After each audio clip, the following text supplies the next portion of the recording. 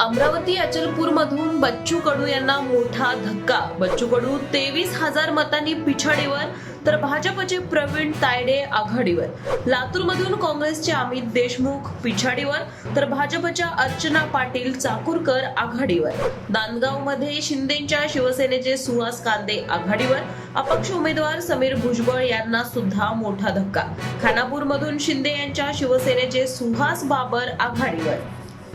अमरावती अचलपूरमधून बच्चू कडू यांना मोठा धक्का. बच्चू कडू 23,000 मतांनी पिछाडीवर तर भाजपचे प्रवीण तायडे आघाडीवर. लातूरमधून काँग्रेसचे अमित देशमुख पिछाडीवर तर भाजपच्या अर्चना पाटील चाकूरकर आघाडीवर. नांदगावमध्ये शिंदेच्या शिवसेनेचे सुहास कांदे आघाडीवर.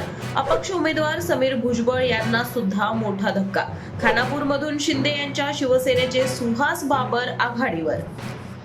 अमरावती अचलपूरमधून बच्चू कडू यांना मोठा धक्का. बच्चू कडू 23,000 मतांनी पिछाडीवर तर भाजपचे प्रवीण तायडे आघाडीवर. लातूरमधून काँग्रेसचे अमित देशमुख पिछाडीवर तर भाजपच्या अर्चना पाटील चाकूरकर आघाडीवर. नांदगावमध्ये शिंदेच्या शिवसेनेचे सुहास कांदे आघाडीवर.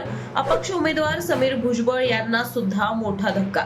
खानापूरमधून शिंदे यांच्या शिवसेनेचे सुहास बाबर आघाडीवर.